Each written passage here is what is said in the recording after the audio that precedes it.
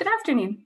I'm Kate Nevin from the Commemorations Unit, and I'm delighted to welcome you to this lunchtime webinar, Campaign of Independence, United States 1920. This afternoon, our focus will be on 3 Irish women whose actions were so important to Ireland's campaign for independence. Dr. Kelly and her group, American Women Pickets for the Enforcement of America's War Aims, and marking the centenary of public hearings of the American Commission on Conditions in Ireland, with their focus on 2 women who gave testimonies, Muriel and Maureen McSweeney. It's brought to you today by the Decade of Centenaries in the Department of Tourism, Culture, Arts, Gaeltacht, Sports and Media.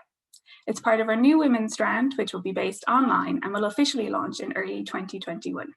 It will aim to highlight the varying roles women had during this campaign for independence and tell their stories in an engaging and approachable manner. But today, we are hosting this webinar to look at centenary events of the campaign of independence in the US in 1920. Dr. Sinead McCool, historian at the Commemorations Unit, who is curating our Women's Strand, will start today's proceedings by giving a quick visual overview of the events in America in 1920, as documented by the collections of the Library of Congress and our own National Library of Ireland, as a way of setting the scene for our special guests. Dr. Miriam Nyhan, Director of Graduate Studies and Associate Director of New York University's Glucksman Ireland House, will be discussing Dr. Gertrude B Kelly and her activist group. Professor Cathal MacSwiney Brugha and Catherine Brugha will discuss Muriel McSweeney and Maureen McSweeney's visit to the US to give testimony at the American Commission. They will share insights and items from the MacSwiney Brugha Family Archive. The webinar will be approximately an hour and a half long, but we hope the speakers will be in the first hour if you had to nip off after lunch. There will also be a Q&A round at the end. So if you want to submit questions, there's a Q&A button at the bottom of your screen. So feel free to submit questions throughout the webinar, and I'll select a few at the end to ask our guests. Hopefully you enjoy it. And now I'll pass you over to Sinead McCool.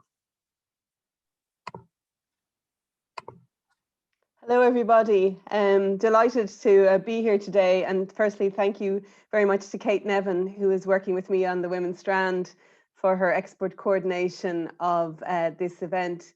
Thank you all for taking the time out this lunchtime to be with us and to hear our expert speakers, Dr. Miriam Nyhan from NYU and Cathal and Catherine Brugha, for sharing their insights into their unique family history and of course the MacSwiney Brugha Archive.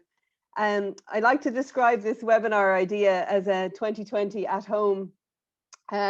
Visiting us here in Dublin, New York, Kerry and Mayo during this unusual Christmas season, and I have put the Christmas tree behind me and in acknowledging that. We are inviting you today to mark the centenary of the hearings of the American Conditions into the American Commissions into Conditions in Ireland, which was hosting its 3rd session in Washington DC's Lafayette Hotel 100 years ago today.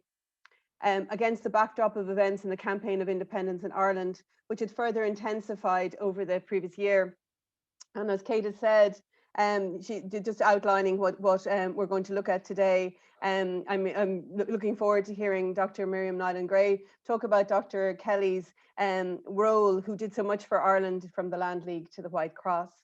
I will be giving, as Kate said, an illustrated overview of events in Washington, DC, rather than New York, linking to the women's protests to the American Commission in Ireland.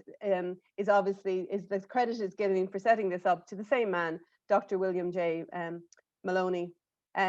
He was believed to have done this in response to the to Harry Boland looking for an increase in the publicity to the Irish cause, and they set out to set up picket protests, which I'm going to be showing you, sort of almost like a newsreel of the time. So I'm hoping to do this in the next 10 minutes as my allocated time. I'm going to give it to you from the perspective of what was given by the journalists and what is noted in the archive as the identification of the photographs.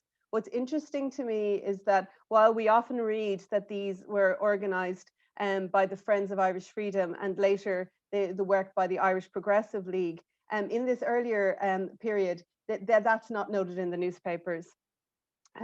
It's important that we celebrate the archive, and that's why the focus of today's event is to look at archive, because the Expert Advisory Group, of which I've been a member since its inception, have championed the idea of digitizing primary material. And I acknowledge the Director of the National Library, Dr. Sandra Collins, who you may know is also a member of the Expert Advisory Group, that, in keeping with the advice of the group, has made material available to scholars in advance of the centenary events. The presentation will conclude with the arrival of the women of the McSweeney family, the widow of the Lord Mayor of Cork, Terence McSweeney, the 28-year-old mother of 2-year-old Maura, and we're fortunate to be joined by her son, Cathal MacSwiney Brugha, and indeed her daughter-in-law, Catherine, artist and art historian, who worked with Maura on her wonderful and beautifully illustrated memoir, aptly entitled History's Daughter. And we are delighted to be hearing her work, because I know that she's currently working on Muriel and her papers that are in the family archive. So without further ado, I will try and do my quick newsreel introduction to today's events, and before we have our wonderful speakers. Thank you very much.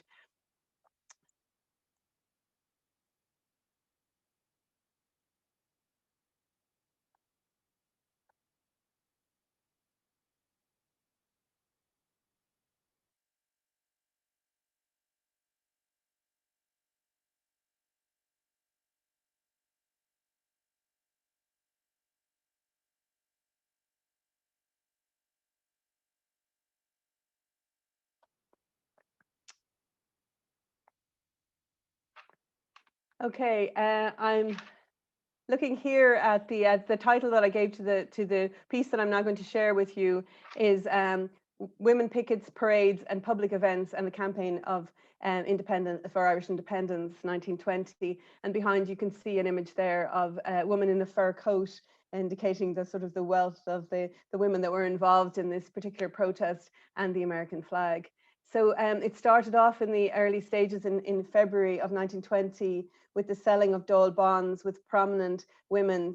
This is Amelia Rosser, who is talking to one of the American senators, and you can see that here she's joined by Eileen Quinslick, who's also one of the people who sells this. So the idea was that they were selecting good-looking women that were actresses. There's some suggestion that they may have been paid, but what was in the press was this idea of these photographs being syndicated with obviously senators that had Irish connections. Indeed, John J. Egan had parents who were born in Ireland, though Cornelius, I couldn't find any reference to his parents being directly from Ireland. So one of the things that they did in the early stages is that Emile Rosser, who had aspirations to be an actress, I found that she was involved in a Broadway production, but that was in October of 1920, where she played Diana in The Kissing Time on Broadway. But here she is being depicted as Ireland in bondage, and this was in April of 1920. Then this was followed by a series of women who marched for Free Ireland. They were coming from New York, Boston, Chicago, and Baltimore. And this is attributed to being led by Mrs. Thomas K. Corliss, who was a silent movie actor from Kenvarren, County Galway, and her first name was Gertrude.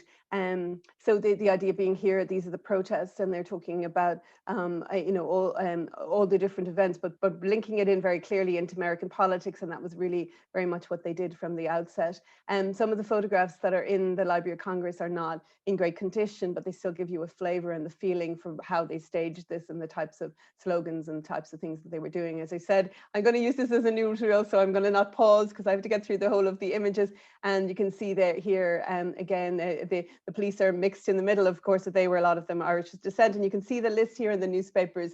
The women are clearly identified, given names, and this is very unusual. As you know, in a lot of events, you don't tend to see women having their names, given in relation to events. But these were very prominent women, and again, you can see from their clothing that they're very well-to-do, and you can see them outside the British Embassy here. Now, what was wonderful about this collection is that Leonora Riley, who may come into Miriam's talk, was involved in labour activity. Two of the women again identified here, but some of the material from the National Library wonderfully links into the collection that's in the Library of Congress, and so putting those two collections together. So you can see that in some cases it's related to the fact that, as we see often in relation to material, that they're referred to as girls rather than as women, and carry banners condemning English domination of the Irish Republic. And so you can see here that two of the women, Mrs. James Walsh and Mrs. Harry Walker, are there protesting. And then this is the wonderful photograph that is part of the Kathleen O'Brennan Ceant papers. So Kathleen O'Brennan being the sister of Anya Ceant, and their collection is known as the Ceant O'Brennan papers.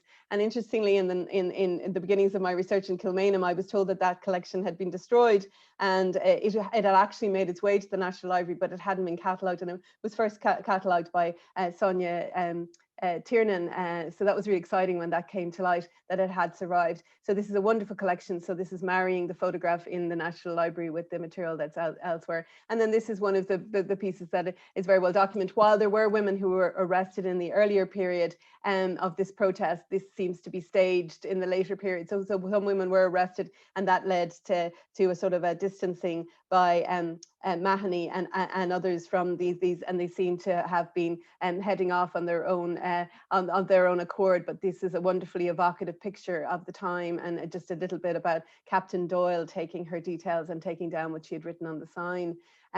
This photograph is from also from the National Library, from the O'Brennan papers, and again you can see that they actually are posing with the sign that is in the previous photograph, but these women are unidentified. And so this is the Washington Herald about the women being arrested, but not the women that were in the earlier photographs. So this is just them being escorted out, Honor Walsh being one of those. So the pickets in the embassy, then we have the role of this woman, Gertrude Corliss, and you can see that she escapes being arrested after the protests at the British Embassy, and then she staged what they call a bombing, which was an airplane flew over and leafleted Capitol Hill. Again, this sort of stunt was sort of had different reactions within the Irish American community, but you can see here that her background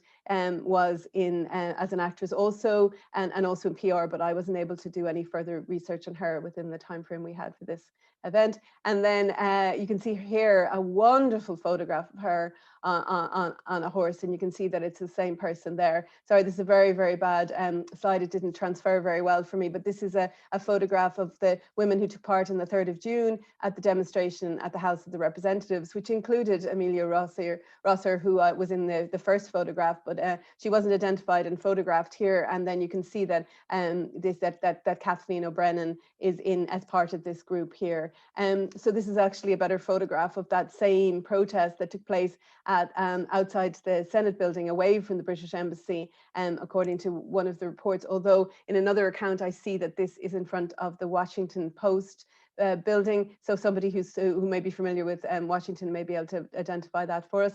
And then you can see that they are taking the British flag and they're burning it. So this again is the same group of people, and the dates are between the 2nd and 3rd of June, where they were staging those protests.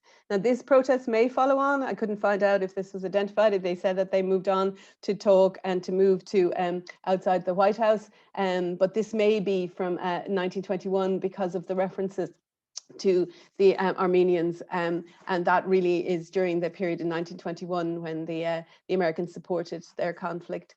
And then you can see the wonderful photographs here of the same group of people. So there's all of the same set.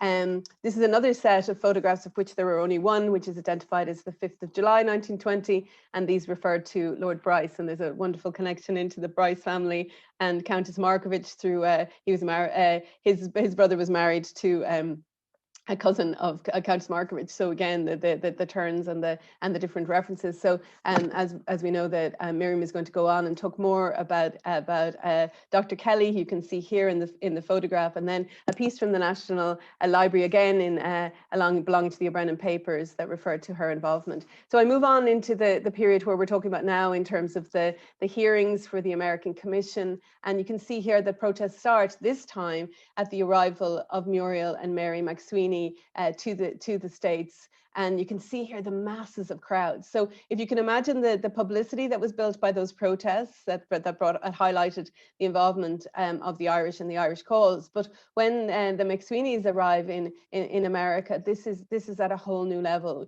You can imagine the building tensions over the year of 1920. You can see the publicity that it was internationally about the death of Terence in Brixton Prison. And so by the time that the family arrive in America, I mean, this is massive crowds, and sort of gives you a flavor here. And you can see that they highlight not just alone Terence McSweeney is dead, but Michael Fitzgerald and Patrick Joseph Murphy there on the signs. And so these are women of America holding different banners. And so again, if somebody is watching, they may know something about who these people are and who they represent. But I thought it was a wonderful image here. And then just moving along into the sort of the arrival, and just to see the throng of the crowd when they first arrive, and you can see the police being involved again. And this is a wonderful evocative photograph of Miriam McSweeney with Harry Boland here to her side. And you can see that she's quite overwhelmed by the crowd, but very soon, I mean, she recovers, and it's here you can see her escorted by a policeman, and the protection that she requires of the burly policeman, because of the fact that people want to come really close to her. And I think that this probably for me is the photograph that's most evocative. And I think, and I hope today that when you're listening to her words, and you're listening to the family experience of this event, that she becomes a real for so many of you as a person, and how this was for her in the aftermath of her husband's death and leaving her small child behind in Ireland. But you can see the photographer here, and how beautiful she is. I was sort of conscious that I might say that, but I think what it is that we have to be aware also that something of the draw of the person and of their beauty is often very important for a cause, but we have to then not be drawn into the images and see beyond that, and see her actual intellectual capacity and her own interests and her own politics. And I think that's a very important part of today. So this again is the newsreel. This is sort of the publicity that she would have been, and this is a photograph of her with Maura, so people mightn't have known, so I wanted to include that. Another photograph here, and then again she's accompanied by her sister-in-law Mary. And again, as we remind people, again, in terms of the context of the time, that what we know of Mary McSweeney and her later tour, her involvement in the treaty hasn't happened yet.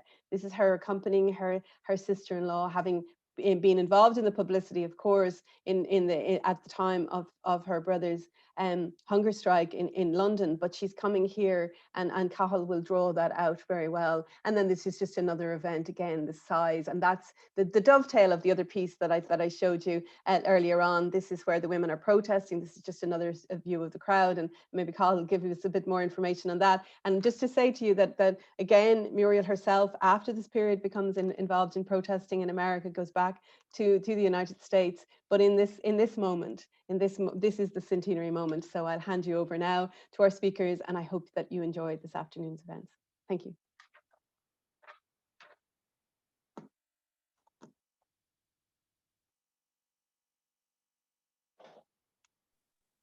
Hi there, everybody. I think it's my turn now. Thank you, Sinead, for those images. Are just so enthralling, so wonderful to see them, and hopefully we'll be able to go back and explore them a little bit later. I'm Dr. Miriam Nyhan Gray, and I'm speaking to you from New York University's Glucksman Ireland House, as Kate mentioned. And I just want to thank everyone for coming on to this webinar today, and to thank Dr. Sinead McCool and Kate for inviting me to participate in this event. And may I also say what a pleasure and honour it is to be on a panel with Professor Cathal MacSwiney Brugha and with Catherine. It's really a point of personal privilege to share this virtual space with you today. Here at Glucksman Ireland House, especially over the last few years, as we looked at the centenary of 1916 and beyond, we've been fortunate to engage with families in documenting the past in the way, I think we have a rich example today with Cathal and Catherine. We found it very gratifying on the American side to engage with families in terms of archival material and oral histories. I'm bringing to mind engagements with the Ernie O'Malley family, in particular Cormac, and the family of Jeremiah O'Donovan Rossa, and many more that have kind of bubbled to the surface a little bit more around the centenary, and we've had some really rich interactions in that vein that have augmented the Archives of Irish America through traditional collections, traditional archives, and as I mentioned, the oral history dimension, where we've attempted in as much as we can to capture a snapshot of how the events of approximately 100 years ago have come down in time, and in that way for us to capture a moment of how at the marking point of a centenary, or as a centennial as the Americans usually refer to it, how it is remembered in families, and to disseminate that to a wider audience. Today, I'm going to, as Kate and Sinead have mentioned, I'm going to speak about a historical figure who was widely known in Irish New York and in non-Irish New York a century ago. I'm referring to Dr. Gertrude B Kelly, who was known as Bride by her intimates. I'll explain a little bit later about how I use her example as a kind of narrative arc for the period in a moment. But it is important to remember just how much was going on 100 years ago in the space of Irish New York, Irish America, in particular, and its relationship to Ireland, right? You know, for Irish activists, 1914, as I argue in the introduction, this is Ireland's Allies, a collection of essays we published in 1916. I argue in the introduction to this that 1914 marks a really important departure point for Irish America in terms of Ireland's pathway, Ireland's path towards its Ireland's destiny, I guess, in terms of independence, where the orthodoxy of the Irish Parliamentary Party, as espoused by the American arm of the United Irish League of America, basically collapses after John Redmond's Wooden Bridge speech, and diehard United Irish League stalwarts like Dr. Gertrude B Kelly and her brother John Forrest Kelly,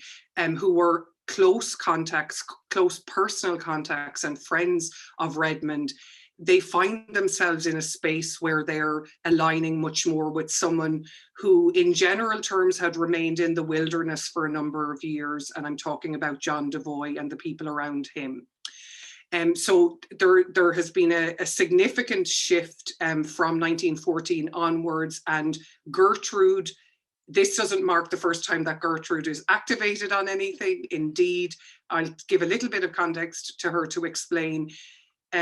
What she's doing in 1920 is just the continuation of her activities and political engagement that essentially she grows up with from birth because of the house that she's born into to some extent.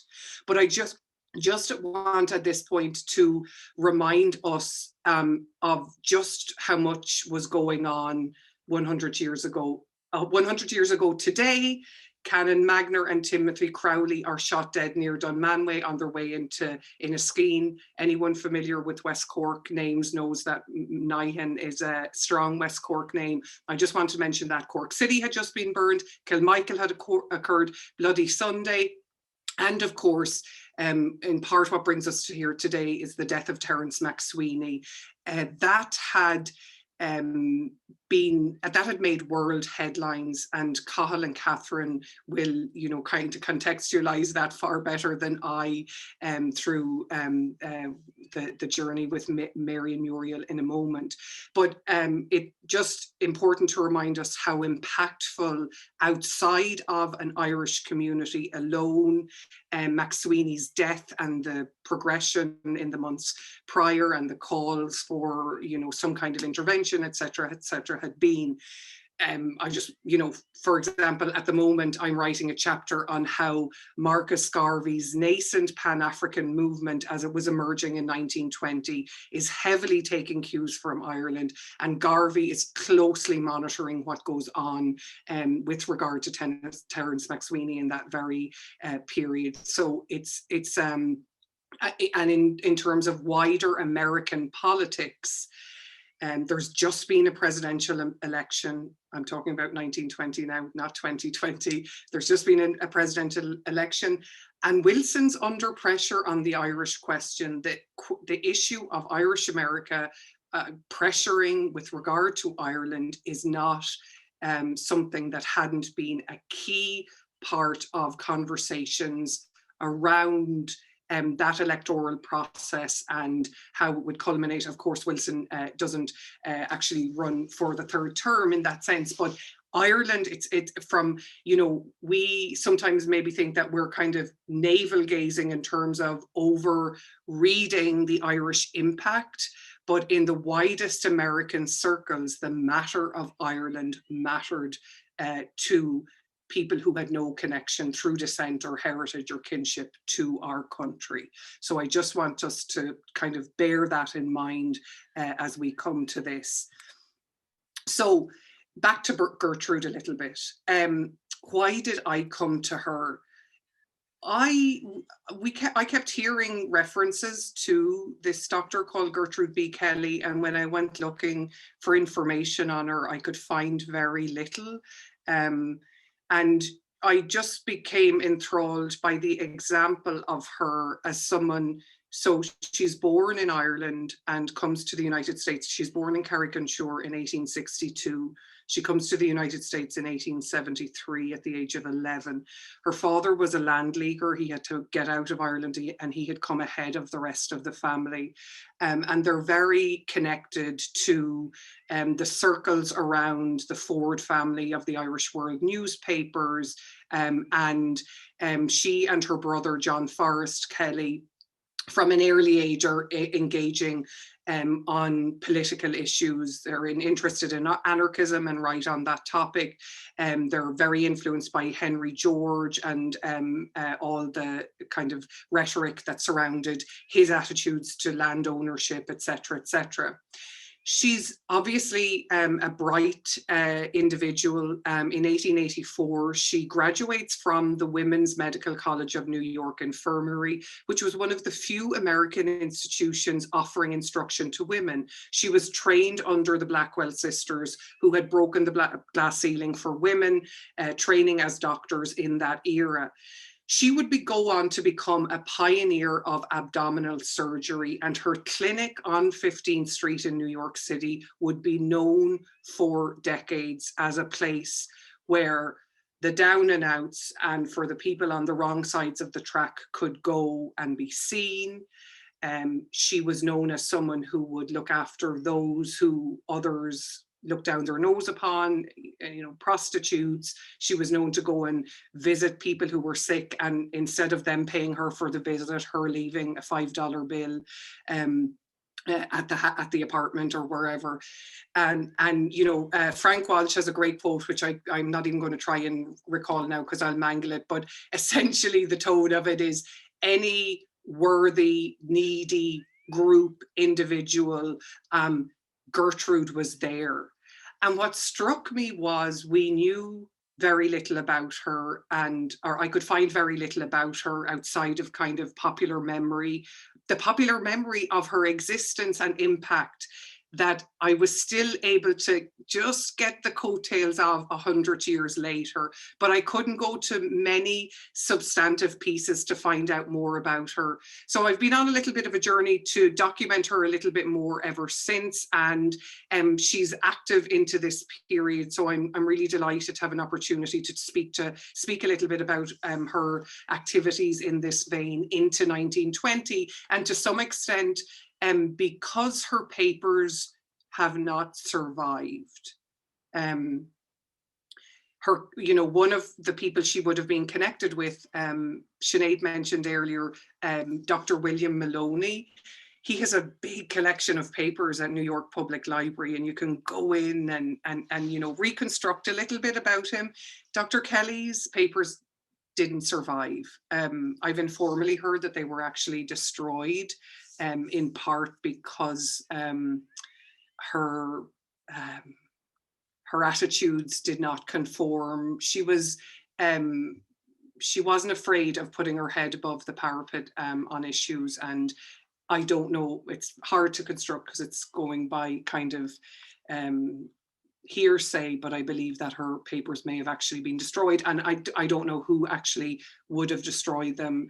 I've come across these instances as well where sometimes papers may have been destroyed, or an instruction to destroy papers by individuals themselves. But Sinead brought up an image there from the National Library of Ireland, and it's of a postcard for the White Cross, which Gertrude is very active in a little bit later on in 1921 period. And if you flip around, actually, if you go into the wonderful collection online, I'm not going to try and do it now because the technology will probably fail me, but if you flip around that postcard, which is basically a call to support the White Cross, there's a cartoon image on it. It's an image of the map of Ireland and a woman very poorly dressed, kind of holding her hands, crying. And the quote under it is, "They need your help. They do not ask for aid, but because they do not ask is no reason why you should not give." They need your help. They do not ask for aid, but because they do not ask is no reason why you should not give. And it's so fitting that that kind of a quote is on something that is linked to Gertrude Kelly as the person to whom you would send back the thing. And Gertrude, on these issues, in terms of helping Ireland in practical ways and beyond, she is always there and always very firmly committed. And what was remarkable to me is that it hasn't been easier to kind of, you know, to be able to go and refer to these people more easily. And, you know, it brings me to kind of a methodological issue that I want to talk about around, you know, using Gertrude as the example, or say looking at a William Maloney. Looking at these individuals in terms of the connections, what we found in recent years in our research in this vein is the personal networks and connections that sometimes are not obvious on the surface are very, very important to kind of try and basically do kind of what we would call network analysis to see the connections. You know, I was just reading earlier a history of the Carmelite Priory in New York City, which is a really important hub of Irish republicanism in the era. De Valera stays there when he arrives here. He stays there for a week because I think it's Brother Larry is the head honcho there. He's someone he'd gone to school with and he knows him personally. Mellows ends up staying there. Peter McSweeney stays there. And these that example of a location, but the connections and interconnections are really, really fascinating and important to try and get a sense of. And in part what we've been doing with Gertrude Kelly, and there's a lovely article on Dr. William Maloney on Century Ireland. It was written by one of our students, Kellyanne Reynolds. I urge you to go and take a read of that later on. The ways that these individuals are activating and connecting with one another. And the point that I make about Gertrude is she's kind of a broker because she interfaces back to Ireland and she's comfortable with going back into the homeland in terms of when Hannah Sheehy Skeffington comes over, Gertrude is a contact. I haven't found evidence of the connection, any connections with Muriel and Mary McSweeney, but I would not be surprised if at some point we find them. Individuals who come through no less than today. You're going to New York, you're going to Boston, you need to connect into the Irish American community in some way. Who are the key individuals? And Gertrude was one of these, in part because of her personality, and she did not like the limelight on herself individually. And I have some kind of reflections and opinions on why that might have been the case. Oops, sorry, I just kicked something. Based on her personal life, and because her papers have not existed, and you know, let's face it, because we've in general privileged the voices of the leaders who tended to be men. People like her have fallen through the cracks. So her achievements in terms of founding Commemorations in New York, her involvement in the Irish Progressive League from 1917, her involvement in this period, and all these organizations and activities kind of have fallen below the radar. And what we've tried to do at Glucksman Ireland House through some of this research is uncover these voices a little bit more. It's heavily biographical work, because really to say anything more kind of intellectually grand or anything, you need to know the basic facts. In my journey through Gertrude Kelly, I came across an individual called Marjorie Moore. Gertrude brings to Carnegie, she has an event for Irish women in early 1914. And indeed for the first meeting of Commemorations in late 1914, Gertrude brings a guest speaker, and the guest speaker is a woman called Marjorie Moore.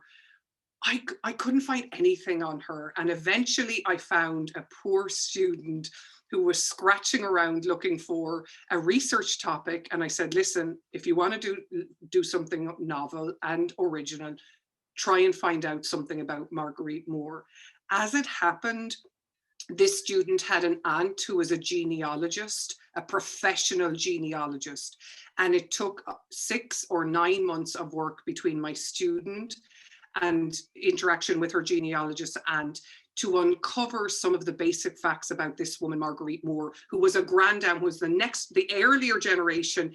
She was a ladies' landleaguer who had come to New York as well. And Gertrude had elevated as someone who was important enough in the community that she was the guest speaker at these important monumental events. So by the time Mary and Muriel McSweeney are coming, there is a very robust network of connections, not without factions, not without differences of opinion on certain matters. And we can see the richness. I mean, Sinead's images there are just so powerful in terms of media savvy and public relations, and keeping pressure on in a very globally important center and a diplomatically important center with regard to the American-British relationship with regard to Ireland. If you look at, I think it was Muriel's testimony I was reading last night, as it's delivered in this period, and she calls out, it's fascinating, go in and take a look at it, folks, it's available online. She's calling out Wilson. Wilson in particular, he's put himself into a corner by, you know, talking about, you know, helping small nations, etc., etc., and then him shying away from the Irish issue because it's seen as an internal matter that he doesn't have, he feels the energy or wherewithal to go after. And this positioning of Irish American political power in New York and in Washington DC is really very powerfully demonstrated by this visit by the McSweeneys and all that goes on around that. I think I've said enough for now, and I think the best thing I can do now is hand over to Cathal MacSwiney Brugha and Catherine Brugha, and thank you for the opportunity. And I'll publish more hopefully on Gertrude Kelly soon. Thank you, folks.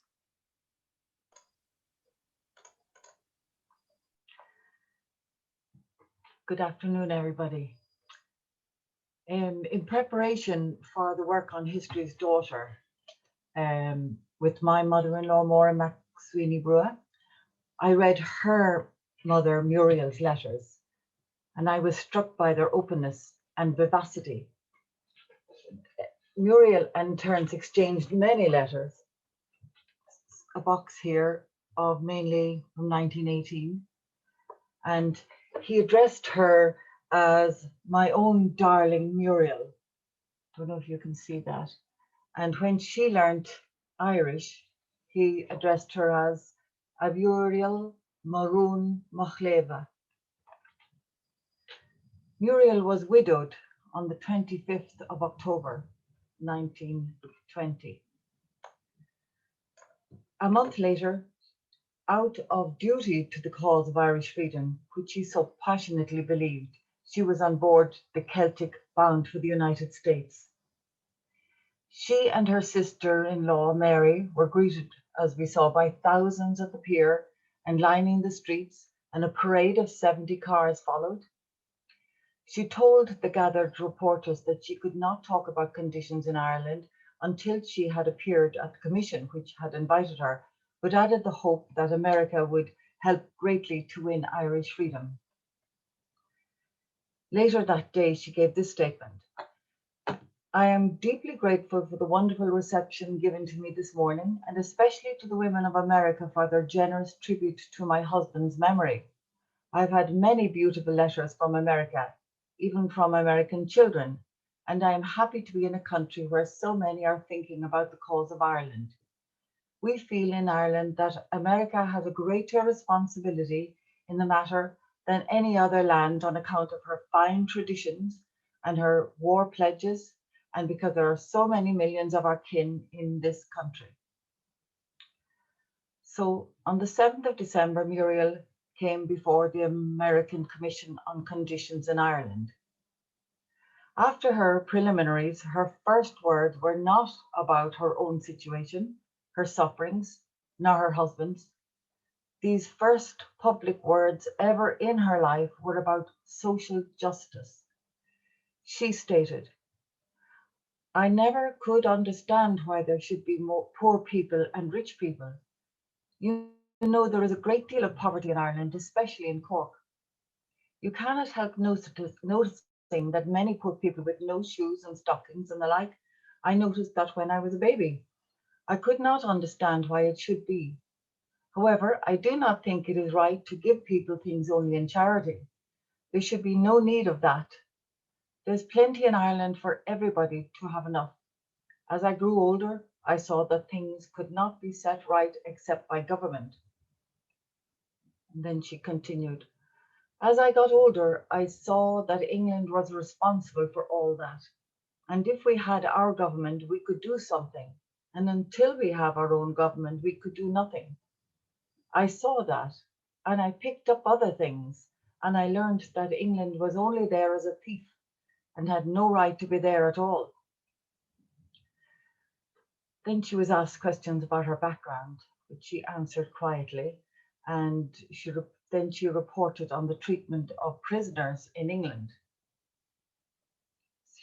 She said, when I went there, our men were in a terrible condition. They were literally starving.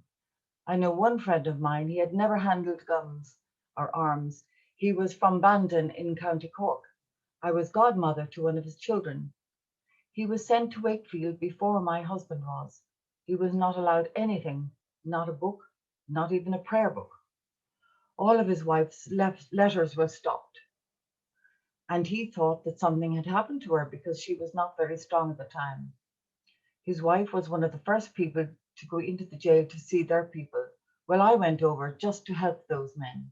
It was June when I went over. They were in a frightful state. They had literally no food except what we brought them. Of course, there were many Dublin men there too, but I was looking after the Cork men. Later, she points out that it was no better in Dublin. She said, the men were not treated like human beings there. They had no mattresses, no bed clothing, no nothing.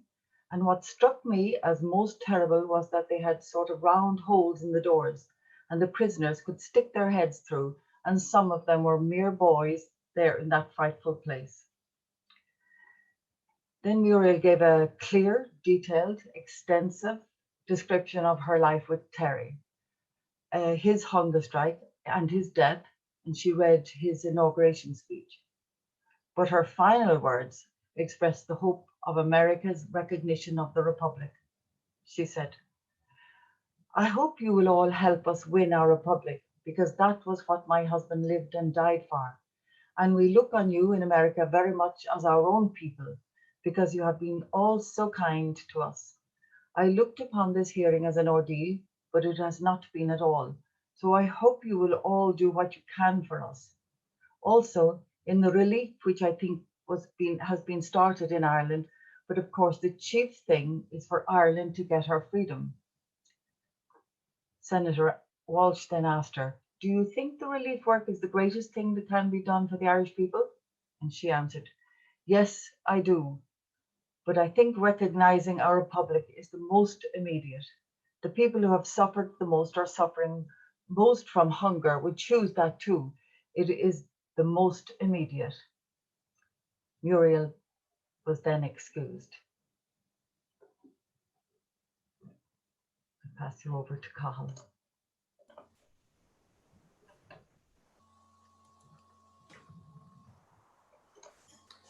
So good afternoon, and I'm delighted to get this opportunity to talk to you, and thank you to Kate and to Sinead and to Miriam for the most interesting discussion of the situation from the point of view of the Irish in America. So who was Mary McSweeney? She was the eldest in the family, and she had been the founder secretary of the suffragettes in Munster. So she was a long time involved, as was our younger brother, Terence McSweeney, a long time involved in helping to develop our independence.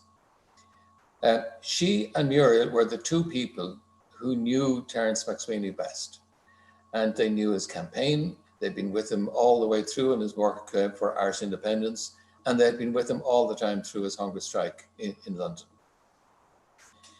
And of course, so much of what they were doing was about his campaign, and which the center of it is the well quoted, "It is not they who can inflict the most, but they who can suffer the most will conquer." So suffer as in suffer the most as in endure the most, and sometimes it's quoted as that. So his campaign, 800 years of slavery, no guarantee of achieving independence when they started off in 1914, 15, 16, and so onwards. But it was about confronting wrongdoing, establishing our own government, and seeking global support for our independence. So his campaign was not as much a military campaign, although he was head of the Cork, Commodore of the Cork Battalion, especially after Thomas McCurtain, his close friend and colleague, had been assassinated. It was essentially about moral force, asserting our independence, and shaming the British Empire before the world so that they would leave Ireland and leave Ireland to be independent. After the assassination of his friend and colleague Thomas McCurtain as Lord Mayor, when he was arrested, he made a point of publicly confronting the British Empire as illegal and immoral, and immediately went on hunger strike. Now, usually when they did this, and hunger strike had been used many, many times from the suffragettes in London onwards, and usually they were released after a week or two and quietly in the hope that they would just go away. But in his case, both in his inauguration speech as Lord Mayor and later on in his speech on his arrest and his court-martial, he made a very pointed assertion that they were wrong and that they should leave and that he would free himself. Now, and that started a global campaign.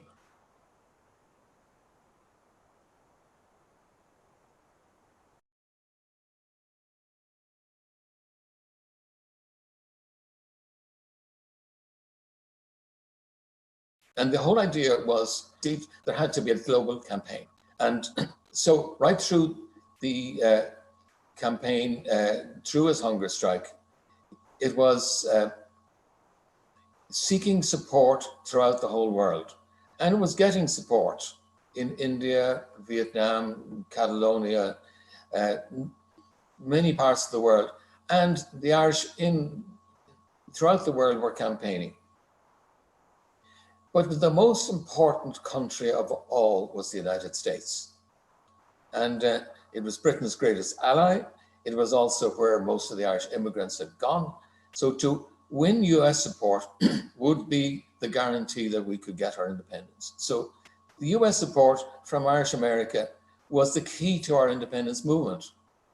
And so what you've heard earlier today from Miriam shows something about that. And we may tend to lose the context if we forget about that, or the context if we forget about the role of women.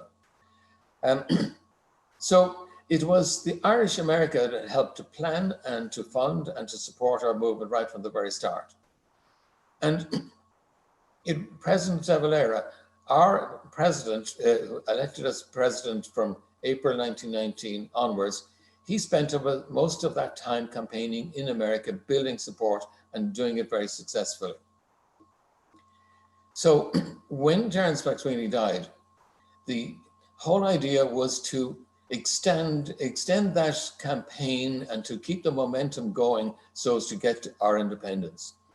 So the Commission of Investigation of Conditions in Ireland was specifically all about doing that, to actually get the recognition and to bring the American government around to giving our recognition.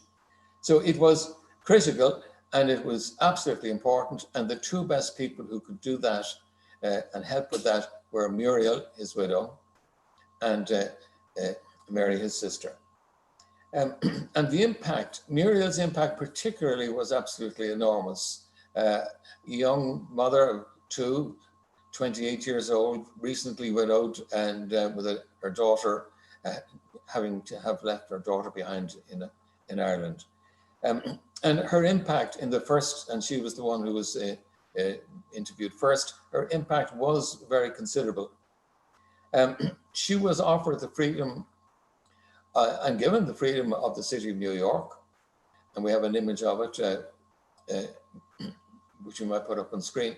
She was also given the freedom of the city of Boston, and she was offered the freedom of the city of Chicago, but couldn't take it because she wanted to come home and look after her 2-year-old daughter, my mother. Mary's evidence to the commission was wide-ranging and long. Mary was strong, detailed, convincing. She was very highly educated, both in Ireland and in England, and in a degree from Cambridge, and she knew her history. She gave the whole history of Ireland from the 800 years of our servitude under the British Empire, from the time when the MacSweeneys came from Donegal right down to Cork to fight in the Battle of Kinsale. She was very persuasive, very effective, and so her speeches, or her talk to the commission was so successful that she was then invited to speak in other places right across America.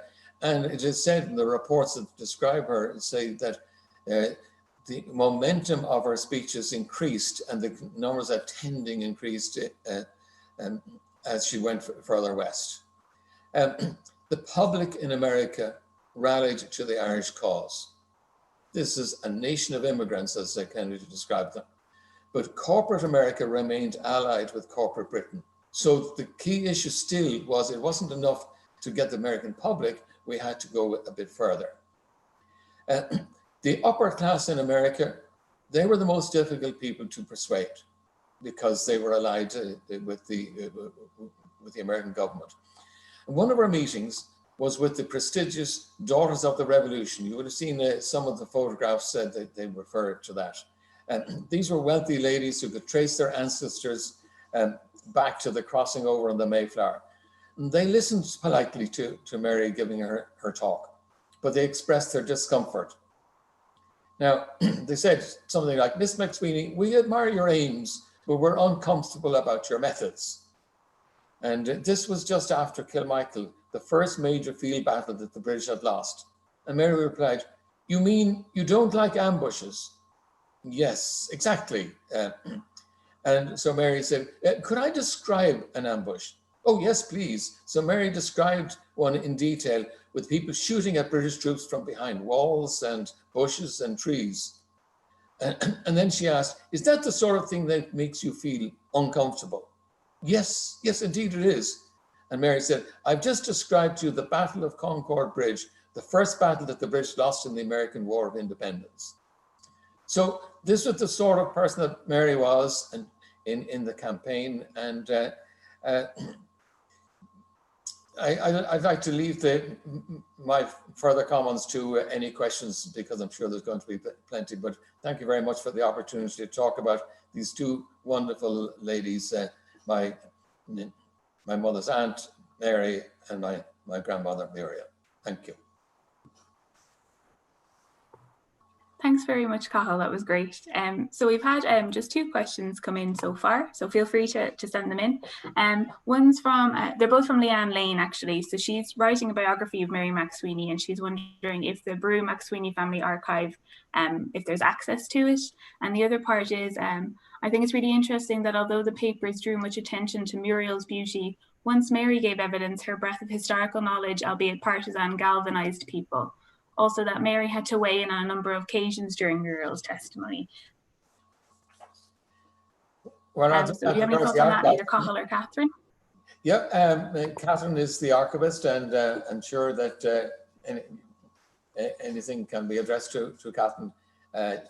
She spends a lot of time working on the archive and would be delighted to hear from anybody who would like to talk to her about it. Well, and just I noticed on that, on the commission, that Muriel would often bow to Mary's greater knowledge about things. And so she would be put right by Mary, who spoke very accurately, where Muriel was inclined more to speak from her heart. I think there, with regard to the second question about Mary weighing in on a number of occasions, yes, Muriel did have some health issues during the hunger strike, and so it was a little bit more difficult for her. And whereas Mary was a political campaigner and had been from very early on, and was well able to handle anything at all. She was a very, very strong woman. I don't think we have any more questions, unless if any of the speakers have any of the questions for each other about anything they'd like to. Oh, sorry, I think another one's come in. Hold on. Yeah, Mary McAleef, a question on Gertrude Kelly. So this would be for you, Miriam. I wonder if her archive was destroyed to cover the fact that she lived with a female companion, Mary Walsh, for much of her adult life. This happened to the Margaret Skinder archive, who I worked on for that very reason.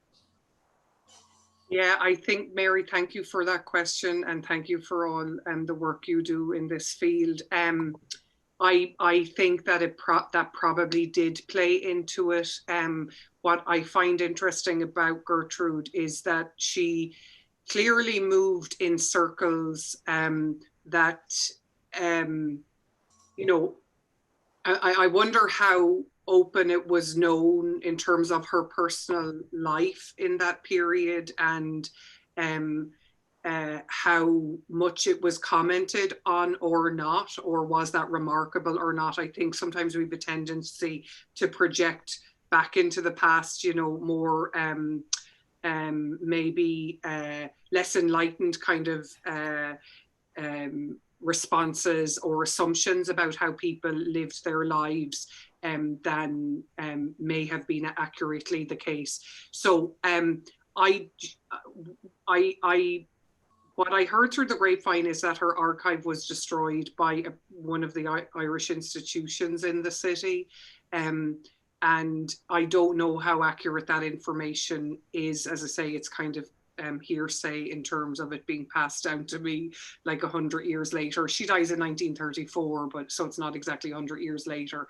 But she didn't like the limelight. What's actually, I had it here beside me, you know, Sinead showed that image, but this is someone gave me a gift a few years ago of the New York Times, which has her obituary in it. And it has that one grainy photograph there. Just about, gosh, my archivist friends will kill me when they see me handling it like this. This is the only image I've been able to track down of Gertrude, and it's just such a pity because you can track her in other ways a little bit, and Mary probably knows this from correspondence with other people. You know, there's a letter in the Du Bois papers, and, you know, I think she's in Frank Walsh, and she's in, you know, small things in Maloney papers. The other person she was connected with, sorry, just letting this paper fall apart here, is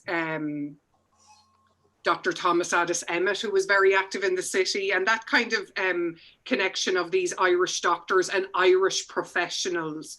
And I suppose a point I don't think I made earlier, which is important, why I gravitated to Gertrude as a kind of subject of study is how intensely committed she was to Irish activism and Irish causes, but it didn't limit her capacity to be active in other spheres. So I kind of like the example of her in terms of the progressive vein of Irish America that was active in this period. And to kind of provide a little bit of the counterpoint, we tend to, out of Ireland, kind of go to the shorthand of pigeonholing Irish America only in conservative ways, and that misses out on the nuances that existed within the community. And Gertrude, I think, kind of is a good example of those connections. And, you know, all these interconnections, I know Margaret Kelleher's working at the moment on a biography of the columns. Like, there are these networks of connections and this infusion of people from Ireland in late 1914 who were active and connected to people like Gertrude. I'm thinking of Sidney Gifford as well, and all these networks of connections which are fascinating to untangle. But thank you for the question, Mary. I think your instinct is right on it. Maybe I'll address the question from Francis Scanlon. Yeah, that was the next one I was going to ask. Work away, Cathal. Sorry? Work away, yeah. Yeah, I think that it is certainly true that Mary and Muriel were very, very different people. And Mary McSweeney, first of all, their mother was English and was a Wilkinson from London. They came from quite a mixed background in the sense that you had London and then the McSweeneys, which had a great tradition going back a long time. They were very much focused on education and, you know, and very spiritual and very, very religious. Muriel's were from the Murphy family, the Murphy distillery and brewery family, and were very well off in Cork. And as a child, she had reacted against the success of wealth and so on. Just to go into the next issue about Michelin Sheehy Skeffington and about why did Muriel give her such attention, specifically as a little girl, not my brothers. She was very concerned about the role of women and the rights of women, and that women were treated badly. So it was the poor, it was women, and she had a serious concern for the underdog or the underprivileged, having grown up seeing that in Cork. So they were different in other ways. I mean, she married, obviously, married Terence McSweeney, whereas Mary and she didn't marry. In fact, my mother was the only grandchild of all the McSweeney grandparents. In other words, Terence McSweeney, he had two brothers, Sean, who had been living in Canada, and Peter, who was living in New York. And they never married. In fact, they came back for the whole thing to do with the hunger strike and the funeral. And then Sean remained, but Peter came back to America. But Mary and Annie, they set up the school in Cork, a very innovative school, but very radical and very much into integrity and a school for girls. And the other two sisters, they were teachers as well, but became nuns who became teachers, one in Japan and the other one in North Carolina, where she was dean of a middle school for 30 years. and very independent and very strong women, all of them. So maybe I'll just read out Michelle's question was, thanks and hello to all the speakers. I learned a lot as a child. I remember Muriel visiting my parents when we were in France. She seemed very concerned to discuss serious issues with my father Owen, but she gave me special attention, giving me books, gifts of books dedicated to me in Irish. I wonder why specifically me as a little girl, not my brothers. So that was just the question there, just to give some context to Carl's answer. The next question we have in is about Gertrude Kelly. So again, Miriam, for you. Timothy McMahon says, many thanks for the stimulating panel. I am struck by Gertrude Kelly material as well as the transatlantic nature of the networks. Part of what is coming out today is back and forth rather than merely of the McSweeneys coming over to speak. But that there is a more dialectical process going on, not merely via correspondence, but personal. Could the panelists comment on that? Yes, thank you, Tim. Yeah, that's exactly what I'm trying to get. I'm trying to get at with my work individually, and we are more generally in terms of the research in this vein at Glucksman Ireland House, that it was kind of a dialectical process in terms of feeding into networks that were very fluid, you know, more fluid than I think, you know, we think with, you know, airline travel and the internet and things like that. The fluidity of movement and correspondence and exchange was remarkable in this period. And I suppose that key point that I make around Gertrude, which is very important when the likes of Muriel and Mary, high profile visitors coming off the back of this immense trauma and this wide interest in their visit, not unlike what we'd seen with Hannah Sheehy Skeffington a little bit earlier on, and we've later examples. I was struck a few years ago, I met a descendant of Kevin Barry, and she wears a bracelet that her mom, right, yeah, Kevin's sister, was presented in New York. I think it's 1929. I actually did find the photograph of it last night. It's another example of those back and forth connections. And I suppose, Tim, the point I try to make with Gertrude is the notion of these peoples as brokers interfacing back to Ireland and into Irish America, but also into much wider circles. In Gertrude's case, it's you know, professional circles. You know, she's active on there are major issues with Jewish immigrants down in near the Williamsburg Bridge on the Lower East Side. She's down there helping out in terms of medical care, etc., etc. All these different causes. She's connected to Larkin. She's connected to the union people, of course, Leonora O'Reilly we mentioned earlier, and the famous James Connolly. Yes, and Connolly, yeah, all of these connections, and these kind of people like Gertrude. She's not the only example. I just think she's a rich example in terms of the progressive side of things. And what I haven't firmly documented yet is in this later period, how she's navigating. If you read actually Kellyanne Reynolds' Century Ireland piece on William Maloney, it's really interesting how she's presenting how Maloney is navigating the landscape of factionalism. And, you know, people had different opinions in terms of how these aims should be achieved in this era, and how these individuals are kind of, you know, navigating these relationships and how they change over time. That's one of the other key things about the chronology is if you pick up Gertrude or John Forrest Kelly in 1912, you're looking at very dedicated United Irish League stalwarts, people who are not going to be extreme in terms of views on Ireland, you know, home rule being the orthodoxy, and they're moving in this vein very much in step. When Redmond comes over, her brother John Forrest Kelly is a key contact for him in terms of fundraising. A lot of money raised by John Forrest Kelly goes back with Redmond to Ireland in that vein. And all of a sudden then there's this change that you can plot out as 1914 develops. And then a kind of uncomfortable maybe kind of space for some in terms of say the Kellys aligning a little bit more with the Devoy camp. What I haven't been able to document yet, and what's interesting to me, is the emergence of the Irish Progressive League in 1917, because that, with Peter Golden, who's a key person who I think is related, actually. Isn't Peter Golden related to Yes. Cathal?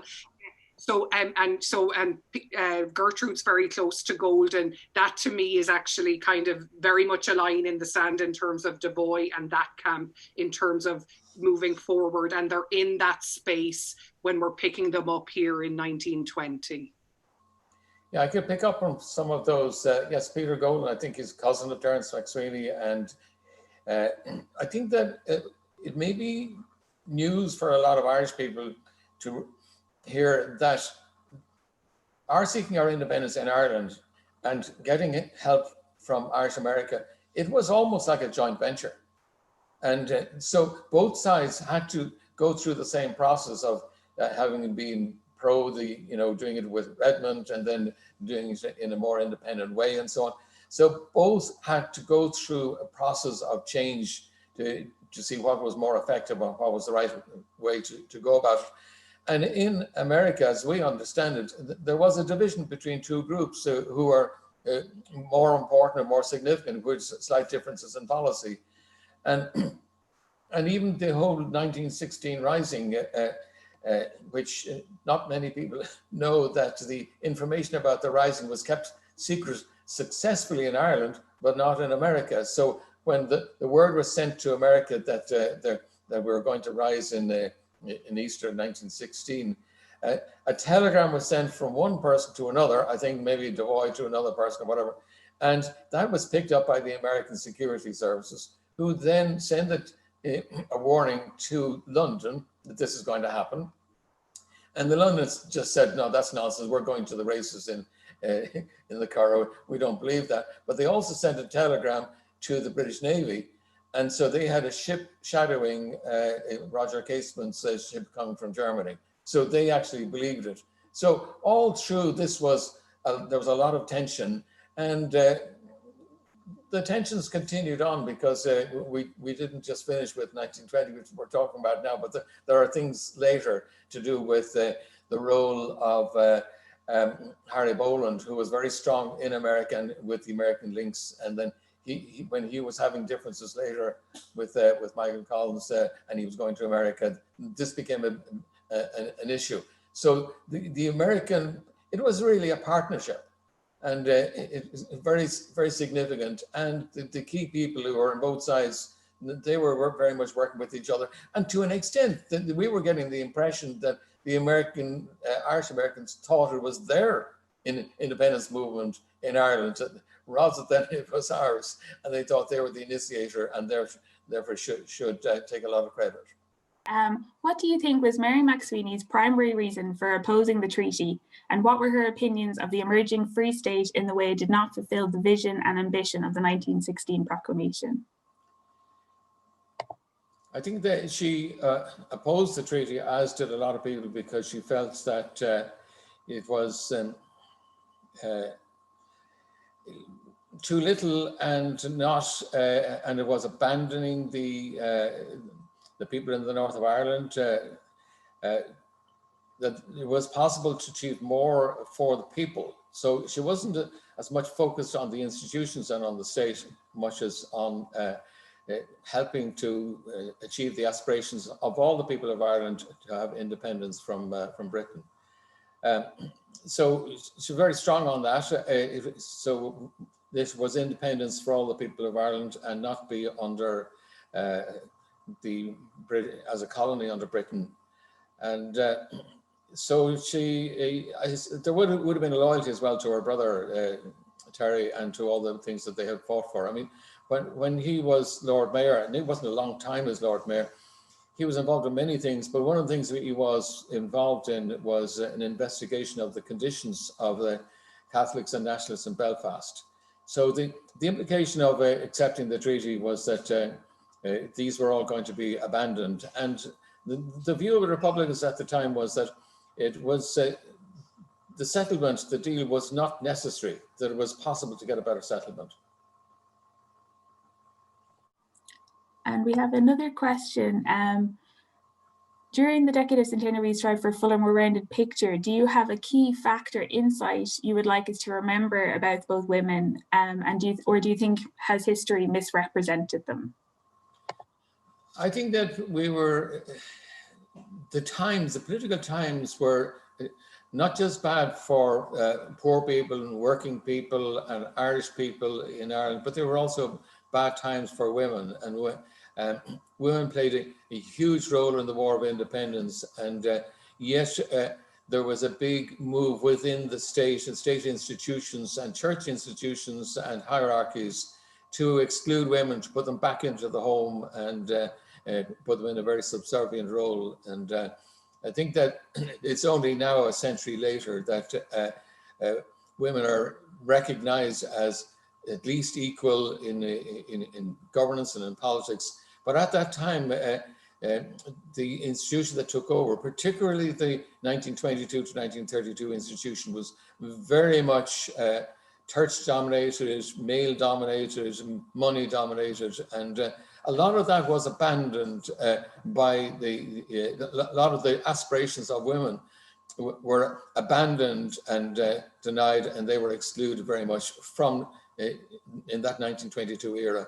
It was an era where from 22 to 32, there was a lot of male dominance, a lot of building of Catholic churches, and a lot of loyalty to Rome and so on. It was almost as if being under London now is being replaced in the 26 counties by being under Rome. And this was an unfortunate thing.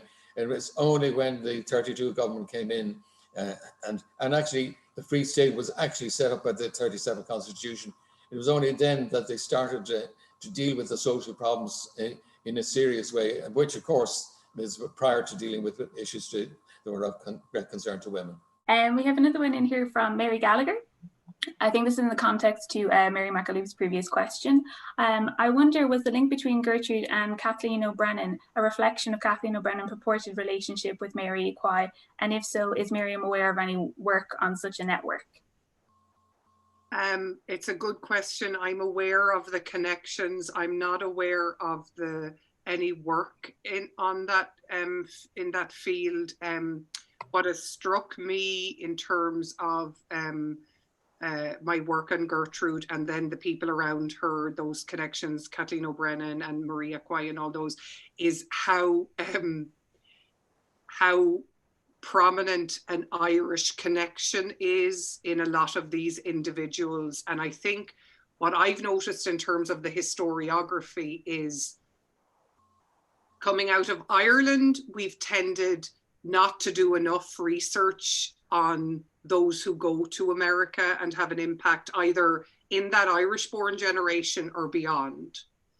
And then what I noticed with a lot of quote unquote American scholars, they often are not, especially if they're not Irish American, or interested in Irish American history themselves, which is often the case, they don't pay any attention to references or things that would shed light on ethnic identity or religious identity that someone with an Irish background would actually kind of see as being significant. So my point is that individuals like Gertrude, and to some extent like people like Marie Equai, who's, I think her mother was Irish, right?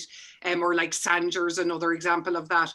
They've kind of fallen between two stools historiographically, if you know what I mean, because the American scholars don't tend to look at the ethnic dimension that much. And I think we could do more, and I think we are doing more recently to kind of to reach out from Ireland into that diaspora and try and see what that means in time. And also in a way link back to the point Cathal just made, how those connections can be broken, or like, for example, a lot of the individuals who were involved in 1916 who were executed, that removes a whole layer of networks into Irish New York that are very, very important. And what is the impact of that in terms of course, people pick that up, and, you know, De Valera is probably the most high profile example of someone kind of stepping into that space. But what is the impact of that over time? You know, Tom Clark is really, really intimately connected with Irish New York. right into this period and Devoy, and how those changes play out over time, I don't think we fully grappled with, and there are challenges for some of the female players in terms of the source material available. Can I come in here? And yeah, just to add in, that's great. And just to say to you, just to sort of as a reminder for everybody, and we thank you very much to Micheline and to Mary and to all of those, and Leanne, who've come to, you know, to give their questions. I suppose it's very important also to remember that what this is in terms of it, we are coming to this discussion as part of the Decade of Centenaries, as part of the Women's Strand within the government programme. And I'm delighted that the conversation has gone in this direction, because what I feel about it is the two things that we need to look at for the next remaining period of the Decade of Centenaries is the connections of families and the family archive. And everyone out there knows the interest that I have in material culture and what that yields. And so when you talk about the nature of an object that leads you into a direction, and because we so often have to work with women's material, as Miriam has so well described in terms of it, is that younger historian who can actually do the field work that's required, and the necessity for the genealogical references, and also to try and trace these massive intricate friendship networks that we have.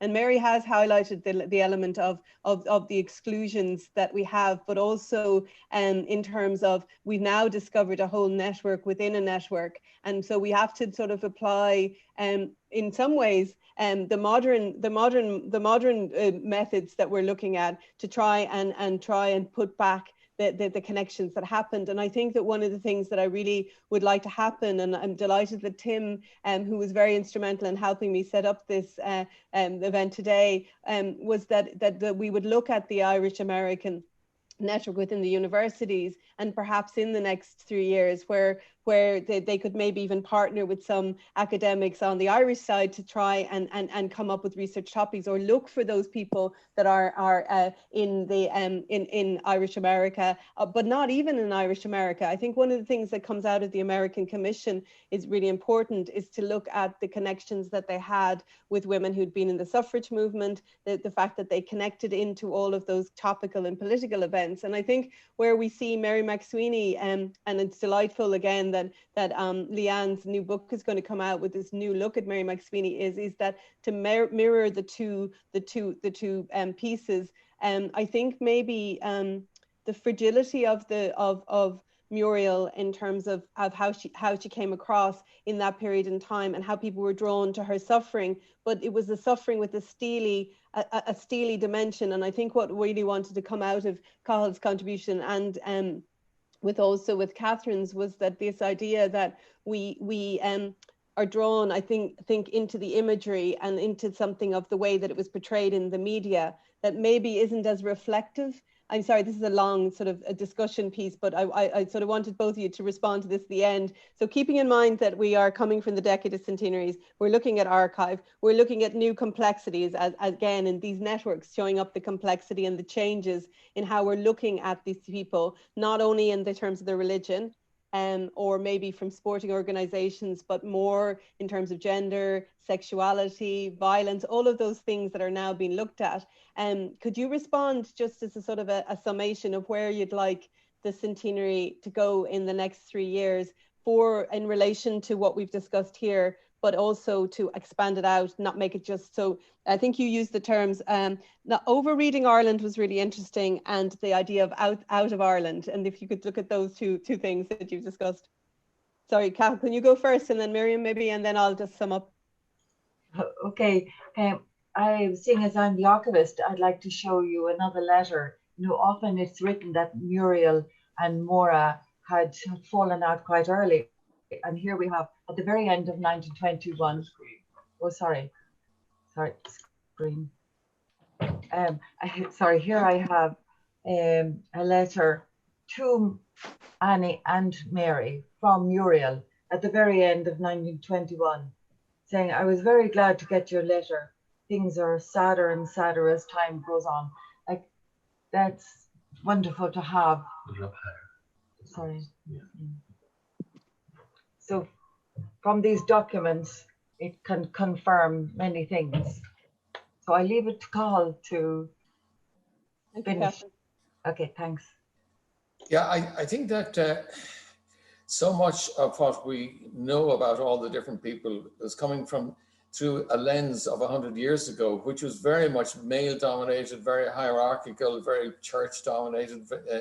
The people then actually who were involved, they were great communicators, and there was I mean, they would love to be living in the world that we're in now, where we can have this kind of discussion and use internet technology and social media. But so I think there are things that could be done. First of all, the archives are there, and we have Mary and Muriel and Terence McSweeney's archive, and certainly it reveals a lot.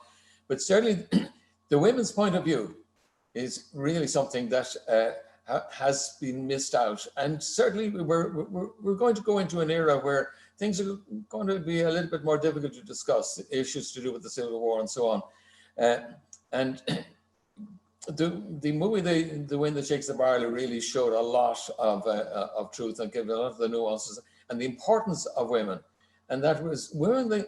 I mean, I've said in a few commemorations that many men died, but more women suffered through the War of Independence, and they're the people who carried the whole thing through. There's so many people, you say, why did this person end up differing with this person, seeing as they were married to two sisters, or they were brothers-in-laws or sisters-in-law or whatever?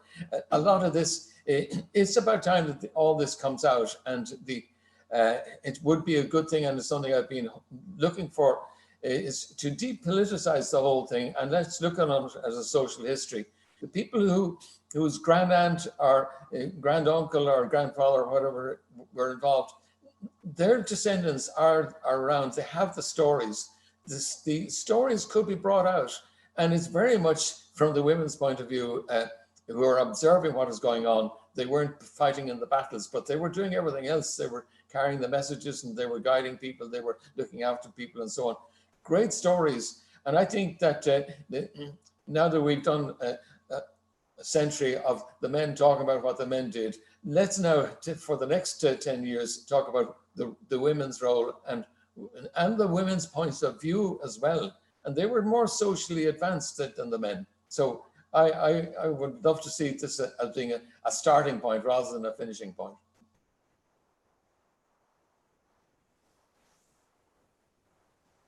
Anybody else want to ask any more questions? Sorry, Miriam, do you want to come in there just and answer sort of that general overview question about the centenary? Yeah, I think, Sinead, these kinds of opportunities, like I mentioned there when I started talking about Gertrude and our documentation strategy at NYU, which has basically been, it wasn't deliberate, it was kind of organic in how it has evolved, in that the moment of the centenary has given us an opportunity. Us historians, we like anniversaries and kind of, lines in the sand in terms of, and it's given us an opportunity to delve into some family histories that allow us, it's so, like, for example, I did an oral history a few years ago with the grandson of Captain Monteith. And he's an elderly man, and he doesn't know that much about the ins and outs of his grandfather's experience. But I was able to document. I think oral history can be very powerful in terms of what came down in the family narrative about that history and his connection to casement. The same with Rossa Cole and Williams Cole Rossa, sorry, I always get their names ringing up. Williams' interview is fabulous because it's, reflecting on, he's only about my age, but talking from a family perspective about what has come down, about that immense legacy. Really interesting example there of trying to recover a bit of the legacy of Mary O'Donovan Rossa herself. Jeremiah gets all the attention. There's actually a lovely chapter in Ireland's Allies by Judy Campbell on Mary herself. Definitely the woman behind the man to some extent there. But what struck me with Gertrude is like, oh my God, this woman was a pioneer in abdominal surgery. Like, we should be like blowing our trumpet about this, that there was this amazing Irish-born doctor in New York breaking all these glass ceilings and doing this immense philanthropic work for her lifetime. And it's really hard to document them. And then how do we have a grandniece, no, she's probably a great grandniece of Sean McDermott in our program at the moment. And I asked her recently, I said, go and try and find something on Rose and Kate McDermott. Like, we don't know that much about them. They were here. What's going on with them? Really, really challenging. So I think that it's not the only way, but I'd love to see us really engaging. Like, we should be interviewing the likes of Cathal and kind of capturing in this moment how this material has come down in a kind of oral form over the generations. And I think that could be a really rich and engaging way to kind of mark the moment of a centenary. I hope that's a helpful answer to the question. Thank you.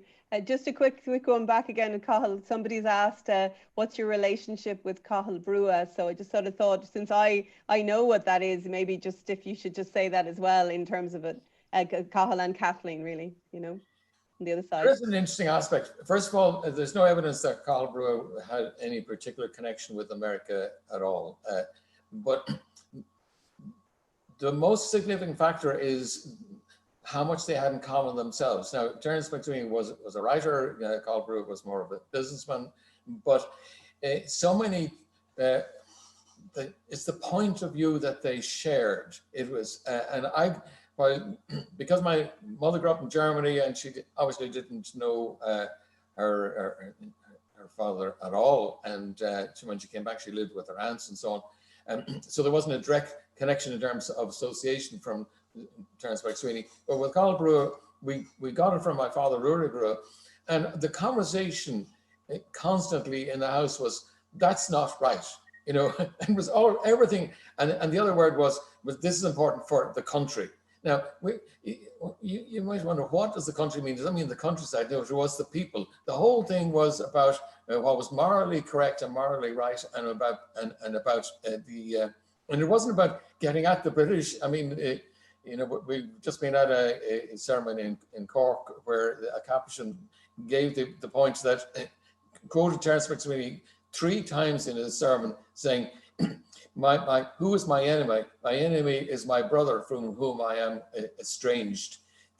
For some people, the War of Independence was about attacking the British. For others, it was about asserting independence and not about attacking people. Very much Cathal Brugha and Terence McSweeney were very strong on the moral aspect. And I think this is seen very much amongst the women. And I think if the women's point of view comes out more, then it'll be enlightening. I think one of the issues is when everybody is all fighting against the British, you don't realize that you don't actually have that much in common with some of the other people who are on your side, because they're all against the other side. And it is time to start bringing out the differences, because you ended up with people who were on your side, but they ended up being extremely right-wing later. I think we'll have opportunity into the next section to sort of maybe look again, and I think that if we look at this next period as the remaining bit of the War of Independence, and I think in their activities and their partnerships will continue. As I said, we don't really have enough time to go into everyone, and I hope all of our listeners are happy. I just wanted to end really with something that obviously this is part of the Commemorations unit, and I want to thank my colleagues, Kate Nevin, of course, also the head of our unit, which is Sinead Copeland, and Orla Loughran and Maggie Mulhare. And also I would like to make special mention of Patrick Lynch, who's digitized a lot of material and has always championed the American Commission as a key area to look at, because of the social justice and because of the nature that it looked at how the Irish people across the whole of the country were affected by events, and that came out very much today in the discussion. The relief and social justice and the importance of looking at people in their entirety comes through this period. So again, I just mentioned him earlier on, but thank you to Tim McMahon of Marquette University in Milwaukee for his help, and also to the National Library, to Bernie Metcalf and to James Hart for those images, and David Farrell of Talent Films, who was very helpful in the information that's on revolutionaryirishamerica.com, and that was researched by Connor Hart there, and I use that for my informing of my newsreel. I think it's very important to end with Catherine Martin, who, when she was publicising the event for today, has written, "It is important that we highlight the roles of women who have been presumably absent from history." And for those of us who have been working in the field of women's history for many years, and I know that many of you are online now who've worked with me and have worked in your own areas over the years, is that the story isn't complete. And I think that it's very important in this next stage that we really highlight those women and talk, as we've wanted to do from the Expert Advisory Group with Dimension for many years, and that is to see them in their complexity. And I acknowledge also Leanne Lane, who's a member of the Expert Advisory Group, and I'm welcoming and looking forward eagerly to her book on Mary McSweeney. And I hope that today will have been of interest and benefit to her, and that we can make those connections. And I'll make an introduction to the Brughas for you, Leanne, after this event. And so thank you again to our speakers and to our wonderful MC, Kate Nevin. And we thank you all, and we look forward to other events for the women's programme into the future. Thank you very much indeed, and have a very happy Christmas, and keep well. Thank you.